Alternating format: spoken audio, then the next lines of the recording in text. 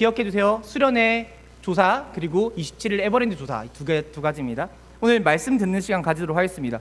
우리 사사기 17장 6절의 말씀인데 한번 다 같이 큰 소리로 한 절밖에 없어요. 읽어봤으면 좋겠습니다. 다 같이 읽도록 하겠습니다. 읽겠습니다. 시작. 그때에는 이스라엘에 왕이 없었으므로 사람들은 저마다 자기의 뜻에 맞는 대로 하였다. 아멘. 최근에 제가 이성균의 자살 기사를 봤습니다. 이성균 배우가 이제 자살을 했죠. 자동차 안에서. 그렇죠?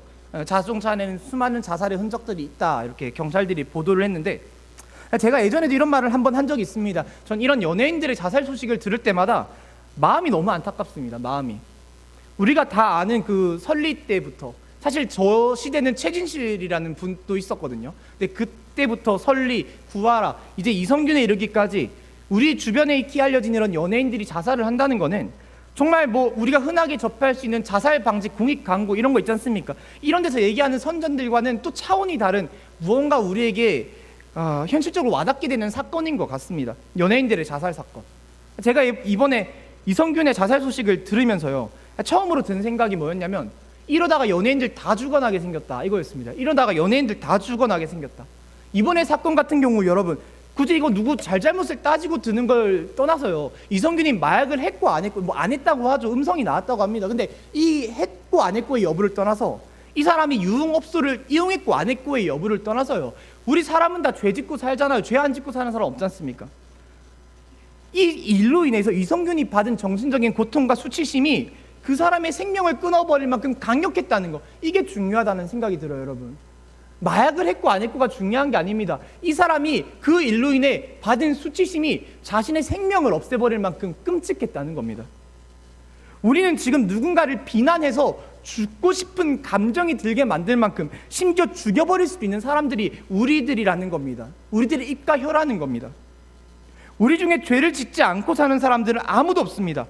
누구나 다 밝혀지게 되면 수치스러울 만큼의 죄를 하나씩은 가지고 살아갑니다. 그렇지 않습니까? 제가 항상 이 예배 시간에 회개 기도할 때 우리가 은밀한 중에 지은 죄도 고백하자고 얘기를 하는 거잖아요. 은밀한 중에 누구에게 말하면 너무 부끄러운 그 죄 또한 하나님께 고백하자고요. 그 죄를 우리가 짓고 살아가니까. 근데 연예인들은 그들이 조금은 알려졌다는 이유로 너무나도 그 죄의 처벌의 강도가 심각할 만큼 강력해진다는 것이죠. 쉬운 말로 조리돌림을 당하게 됩니다. 조리돌림이 뭡니까? 공개적인 석상에서 사람 앉혀놓고 욕하는 거예요. 그게 조리돌림입니다. 이 사람은 마약 검사 결과가 나오기 전에 이미 마약 사범이 되어버렸어요. 그렇지 않습니까? 그 사람의 어떤 억울함도, 그 사람의 어떤 누명과 속사정도 아무도 들어주지 않았습니다. 그냥 마약을 한 사람이 돼버렸어요. 최근에 지드래곤도 마찬가지 아닙니까? 지드래곤도 음성 결과 나왔지 않습니까? 지드래곤은 얼마나 열이 받았으면 검찰에서 아니면 경찰에서 나오라고 나는 자진 출두했어요. 너무 열받아가지고 검사하라고, 나 결백하다고.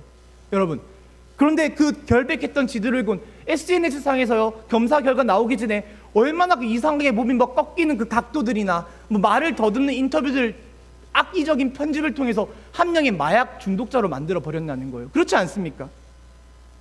마약을 안 했는데 이 사람이 마약 사범이 되어버린 거예요. 지드래곤도. 이런 세상에서 여러분, 연예인들 중에 누가 살아남을 수 있을까, 이런 생각이 저는 들었다는 겁니다. 우린 너무나 남들을 비난하는 걸 좋아하는 것 같습니다. 왜 그렇게 남을 욕하기를 즐거워하는지 모르겠습니다. 왜 그렇게 뒷담화를 하면 뒤에서 수근수근대고 남을 욕하면 시간 가는 줄을 모르겠습니다. 왜 우리 안에 이런 죄성이 있는 걸까요, 여러분? 제가 이 사건을 통해서 두 번째로 들었던 생각은, 우리는 우리가 짓는 죄를 이게 너무 죄인지도 모르고 짓고 살아간다. 죄를 짓는데 이게 죄인지도 모르고 살아가는 게 우리들이라는 생각이 들었습니다. 혹시 여기에 여러분 SNS나 뭐 어떤 기타 뭐 유튜브나 여러분 이성균과 관련된 짤이나 영상이 떴을 때 거기에 한 번이라도 댓글을 달았던 친구들이 있습니까? 혹시 한 번이라도 같이 욕을 했던, 야 이성균 쓰레기네, 이런 얘기를 적은 친구들이 있을까요? 혹시 계시다면 그런 게 은밀한 중에 지은 죄입니다. 여러분, 반드시 회개하시기 바랍니다. 우리가 그 사람의 죽음에 보탬이 된 겁니다. 일조를 하게 된 거예요. 저는 그 누가 그 어떤 잘못을 범했다고 해도 절대 그 일을 가지고 모두가 볼 수 있는 인터넷상이나 어떤 포탈, 그런 느낌을 통해서 조리돌림을 하거나 그건 잘못된 행동이라고 생각을 합니다. 혹시 그런 친구들이 있다면 회개하시기 바랍니다. 남을 욕하길 즐거워하는 사람 있습니까? 친구들끼리 모이면 뒷담을 먼저 하는 사람 있습니까? 입에 죄를 짓고 있는 사람 있습니까? 회개하시기 바랍니다. 인터넷 글뿐만이 아니라요, 누구 욕하는 거 잘못된 거예요. 요한일서 1장 10절에 이런 말씀이 있습니다. 제가 돌릴게요. 이걸로 한번 이런 말씀이 있는데, 우리가 죄를 지은 일이 없다고 하면 우리는 하나님을 거짓말쟁이로 만드는 것이며 하나님의 말씀이 우리 속에 있지 아니합니다. 사랑하는 여러분, 우린 너무나 내가 무슨 지금 죄를 짓고 사는지도 모른 채 살아가고요, 난 죄를 짓거든요, 난 죄가 없다고 말하는 게 우리들이라는 거예요. 죄를 지은 일이 없다고 말하면 하나님을 거짓말쟁이로 만드는 일이라고 말합니다. 이거 아십니까? 이 기사 이 뭘까요? 이거 보신 적 있으세요? 영화 공짜? CGV 홍보물입니까? 이 어디냐면 여러분, 경복궁이에요. 경복궁 담벼락에 누가 낙서를 해놓은 거예요. 이거 최근 일입니다. 최근에 굉장히 큰 이슈, 뉴스에 엄청 떠서, 뉴스 좀 보세요 여러분. 맨날 뭐 유튜브만 보지 말고 뉴스에 엄청나게 크게 뜬 사건입니다. 개판 아닙니까? 이게 요즘 일어나는 일이라는 거예요. 이 짓을 한 사람들은 이게 얼마나 큰 잘못인지도 모른 채 새벽에 몰래 키득키득 웃어가면서 이 영화 공짜 이런 낙서를 했겠냐는 거예요. 이게 우리들이 사는 세상에서 이제 일어난 일입니다. 또 다음, 이거는 제가 어떤 기사에서 나오는 그냥 사진을 올린 겁니다. 이 어떤 기사 내용이었냐면, 최근에 일어난 일이에요. 어떤 여자가 버스를 탔는데 그 여자 뒤에서요, 버스 기사가 종이컵을 대고 소변을 누는 사건이 일어났습니다. 12월 17일 날 일어난 사건이에요. 버스 기사가 소변이 마려운데, 난 왜 그런지 모르겠는데 여자 뒤에서 굳이 종이컵으로 소변을 누를 이유가 있을까요? 여러분, 차를 멈출 수도 있는데. 무엇보다 놀라지 마세요 여러분. 이 버스가 어디 버스냐면 여러분, 시흥통행 버스입니다. 대박이죠. 시흥에서 서울 왔다 갔다 하는 버스의 버스 기사가 12월 17일 날 시흥에 사는 20대 어떤 여성 뒤에서 오줌을 싸는 일이 일어났다는 거예요. 내 주변에 일어난 일입니다 여러분. 여러분들이 한 번쯤 그 버스 탔을 수도 있어요. 홍대 간다, 뭐 이태원 간다, 한 번쯤 그 버스 탔을 수도 있는 일이라는 거예요. 3300번이라던데요. 예담이 자주 타나요? 조심하세요. 졸졸졸 소리 들리면 그냥 바로 그냥 경찰 신고하십시오. 엉망입니다 여러분. 개판이에요 요즘 사는 세상이. 다 큰 어른도 자신의 잘못을 잘못이라고 생각하지 못하고 오줌을 싸는 세상이 우리들의 세상이라는 겁니다. 이게 죄인지 뭔지도 모르고 분별력이 떨어지는 겁니다. 동성애가 죄인지 뭔지 모르고요, 동성애를 막 옹호합니다. 동성애자를 욕하면 안 돼요. 동성애자 나쁜 놈들 아니에요. 근데요, 동성애라는 그 자체가 죄라는 건 우리는 알고 있어요 여러분. 근데 이제는 동성애가 너무 당연한 무언가의 문화처럼 여겨지게 되는 게 분별력이 떨어지는 겁니다. 혼전순결, 제가 최근에 마녀사냥 보기 시작했거든요. 이제 혼전순결을 하는 사람들을 무슨 병신처럼 몰아가요. 병신처럼. 오히려 첫 경험, 남자가 첫 경험이라고 말하는 게 수치스러운 일이라서 그건 감춰야 한답니다. 여자와 관계를 맺을 때 남자들이 나 첫 경험이야 하면 여자들이 쪽팔려야 한대요. 말도 안 되는 세상 아닙니까 여러분? 성경을 보시면 여러분, 우리가 사는 이 지금의 시대와 참으로 비슷한 모습을 한 시대가 있었어요. 그런데 오늘 이제 말씀을 잠깐 나눠볼 건데요, 제가 오늘 여러분들에게 소개하고 싶은 성경의 시대가 바로 사사시대라는 겁니다. 사사시대. 사사시대가 어떤 시대인지 아십니까 여러분? 사사시대, 우리가 함께 읽은 사사기서에서 나온 시대의 말씀인데요, 이 시대의 이스라엘 백성들이 지금 이 우리들의 모습과 같이 정말 개판 같은 삶을 살게 되었다는 겁니다. 제가 사사시대의 가장 개판이었던 사건 하나만 말씀드릴게요. 성경에 기록된 사건입니다. 어떤 일이 일어났냐면 여러분, 그 시대 이스라엘의 제사장이랑 제사장의 와이프가 있었대요. 그 두 사람이 여행을 떠난 겁니다. 여행을 떠나다가 뭐 밤이 깊어오니까 어떤 숙소를 찾아서 잠을 자야겠죠. 숙소에 들어가서 잠을 잤습니다. 그런데 밤이 깊었을 쯤 그 동네의 모든 건달들이 그 숙소로 쳐들어가게 된 거예요. 여러분, 이 동네의 건달들이 왜 제사장이 머물던 그 숙소로 쳐들어갔을까요? 한번 유추해 보시겠어요? 왜 그 동네 건달들은 쳐들어갔을까요? 뭐 돈 뜯으려고요, 제사장한테? 제사장은 목사잖아요. 목사가 무슨 돈이 있겠어요? 이 사람들이 쳐들어온 이유는 바로 강간을 하기 위해서였습니다. 강간을 하려고 동네 건달들이 우르르 몰려든 겁니다. 그러면 한 번 더 질문 드릴게요. 그럼 정확하게 누구를 강간하려고 이 동네 건달들은 그 제사장의 숙소로 몰려든 것일까요? 누구를 강간하려고? 상식적으로 생각해 보세요 여러분. 보통 동네 건달들은 남자잖아요. 그럼 강간을 하려고 하면 보통은 제사장의 아내를 강간하려고 우리는 일반적으로 그렇게 생각을 하게 됩니다. 그렇지 않습니까? 근데 사사기서의 말씀을 보시면 이 사람들은 제사장의 아내가 아니라 제사장을 강간하려고 그 숙소로 쳐들어가게 된 거예요. 이게 사사시대의 일상적인 모습이었습니다. 개판 아닙니까? 엉망 아닙니까? 너무 수치스럽지 않습니까? 제사장을 목사라고 치면 내가 여행 떠나는데 신혜쌤이랑 동네 건달들이 우리 거제도 이번 주 갈 거거든요. 나를 강간하려고 수심에 몰려든 거예요. 내가 18대까지는 가능하지만 20명이면 저도 혹시 모릅니다. 이번 주에 수치스러운 일을 당하고 여러분들 앞에 울면서 고백할 수도 있어요. 여러분 저 당했습니다 이러면서 커밍아웃. 여러분 너무 개판이에요. 근데 이런 일이 우리 세상에도 일어난다는 겁니다. 누가 여행 갔는데 남자를 강간하는 일이 생길 줄 알았겠냐고요. 그런데 우리 시대에 여러분 누가 경복궁 담벼락에 낙서하는 사람이 생길 줄 알았겠냐는 겁니다. 똑같은 거 아닙니까? 누가 버스 기사가 여자 쓴 게 뒤에서 오줌을 갈기는 일이 일어날 줄 알았겠냐는 거예요.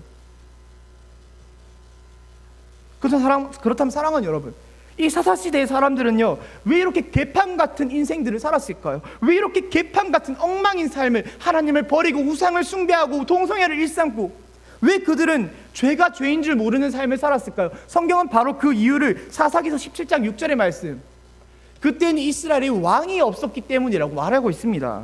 그때에는 이스라엘에 왕이 없었기 때문에 저마다 자기의 뜻대로 사람들이 개판처럼 살았다는 거예요. 여기서 말씀하고 있는 왕이 도대체 누구십니까? 이스라엘에 도대체 어떤 왕이 없었기 때문에, 여러분 그 왕이 도대체 누구셨기에 그 왕이 없었다는 이유로 이들이 개판 같은 삶을 살았을까요? 지난번에 제가 한번 이 또 동일한 말씀 구조로 설교를 했던 적이 있습니다. 여러분 여기서 말하는 왕은요 하나님이십니다. 하나님. 다시 말해서 여기서 이스라엘에 왕이 없었다는 말씀은요, 바꿔 말하면 그때의 사람들이 하나님을 왕으로 인정하는 사람이 아무도 없었다는 거예요. 그때 모든 사람들이 하나님 말씀대로 살기를 싫어했다는 겁니다. 우리가 설교만 들으면 와 너무 설교 싫어, 눈 감고 잤다가 일어나야지, 오늘은 좀 설교 시간에 푹 자야지, 쉬어야지, 설교에 진절머리를 내는 것처럼 이때 모든 사람들이 하나님 말씀 듣기를 싫어했다는 겁니다. 기도하라면 눈 감고 자는 것처럼요, 이들은 기도를 한 번도 하지 않았다는 겁니다. 큐티하라고 하면 싫다고 하는 것처럼요, 하나님 말씀을 한 번도 안 들었다는 거예요. 하나님이 왕이 아니었다는 거죠.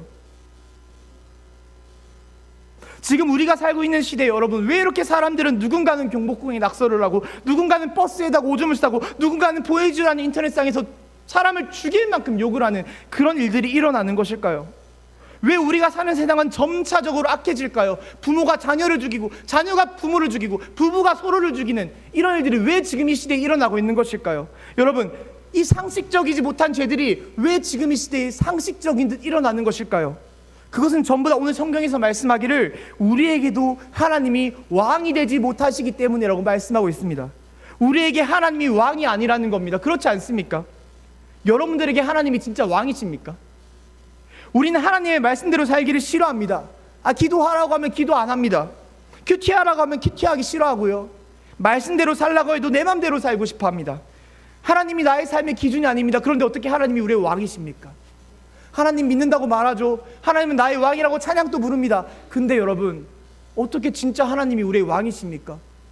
왕의 말씀은 들은 척도 안 하는 백성으로 우리가 살아가고 있는데요. 여러분 우리는 가끔 집에서 부모님이랑 의견이 충돌할 때요, 부모님과 그 의견을 조율하기 위해서 갈등을 겪습니다. 싸우기를 합니다. 가끔 보성을 내지르면서 막 서로 언성을 높이기도 합니다. 근데 저는 여러분 우리가 바로 이렇게 부모님과 갈등하는 것처럼요, 하나님과도 무수히 많은 갈등을 일으키면서 살아야 하는 사람들이라고 생각을 해요. 하나님과 여러분 갈등을 일으켜야 합니다. 갈등을. 하나님과의 갈등이 없으면 안 됩니다. 주일 예배를 드릴 때 시험 기간에 겹칩니다. 아니면 내 친구들이 놀러 가자고 막 나를 꼬십니다. 그럼 우리는 무수히 많은 갈등 속에서요, 물론 가끔 예배를 빠질 수도 있어요. 우리 연약하잖아요. 친구들이 놀러 가자고 하면 뭐 시험 기간 주일 예배 이렇게 둘이 무엇을 선택해야 하냐 고민이 되면 이 둘 중에 갈등을 하다가 때로는 우리가 학원에 갈 수도 있습니다. 저는 그거 당연한 일이라고 생각해요. 연약하기 때문입니다. 근데 어떤 친구들은 때로는 보면요, 하나님과 아무런 갈등을 일으키지 않아요. 너무나도 자연스럽게 내 일이 생기면 하나님을 버리기를 주저하지 않습니다. 내 일이 생기면 나 교회 안 가가 당연한 듯이 무르듯이 인정되어지는 사람들이 있습니다. 하나님과 세상 가운데 갈등이 생기지 않는 겁니다. 하나님과 세상 가운데 그 어떤 고민도 생기지 않는 겁니다. 그 어떤 거리낌도 없는 겁니다. 하나님이 너무 내 관심사 밖에 있는 분이기 때문이죠. 지금 여러분들의 관심사 밖에 하나님이 계시지 않습니까? 관심사에 하나님이 존재하십니까? 내 관심사는 이성 친구, 공부, 미래, 대학교, 뭐 노는 거, 축구, 게임 이런 거밖에 있지 않지 않으십니까? 하나님이 내 관심사가 아닐 때 여러분, 우린 하나님과 아무런 갈등을 겪지 않게 된다는 겁니다. 사랑하는 여러분, 거의 말씀이 끝나갑니다. 제가 이제 한 15분 정도의 말씀만 전하려고 해요. 어떻게든지 여러분들에게 핵심 메시지만 전달해 드리고 싶습니다. 이것만 기억하시기 바랍니다. 여러분, 저는 우리의 24년도가요 이제는 하나님과 무수히 많은 갈등을 일으키는 24년도가 되길 바랍니다. 우리가 하나님에게 다가가려고 하면 할수록 우리는 갈등하게 될 겁니다. 큐티를 결단하시면요, 매일 그 10분 정도의 큐티하는 시간이 올 때마다 나는 갈등하게 됩니다. 할까 말까 할까 말까. 내가 기도를 결단하면요, 기도할 시간에 내가 게임을 해야 하기도 하고, 졸리면 잠을 자기도 해야 하고, 공부를 해야 하기도 합니다. 무수히 많은 갈등들이 우리 안에 다가오게 됩니다. 전도를 결단하시면 친구들에게 말을 꺼내기까지 수많은 마음속의 걱정들이 내 안에서 갈등을 일으킵니다. 하나님에게 다가가려고 하면 할수록 우리는 갈등하게 된다는 거죠. 근데 그 갈등이 우리의 믿음을 성장시켜주는 영양제라는 사실을 여러분들 우리가 반드시 기억했으면 좋겠습니다. 올 한해 내가 돌이켜봤을 때 내가 우리 가운데 신앙의 성장이 없다고 생각되는 분들이 있습니까? 난 이 올 한해 딱히 신앙적으로 성장한 게 없어. 23년도나 22년도나 21년도나 난 똑같아. 여러분, 하나님과 갈등하지 않는 자는 성장할 수가 없는 겁니다. 우리는 지금까지 그냥 하나님을 나 좋을 대로만 믿어왔던 걸지도 모릅니다.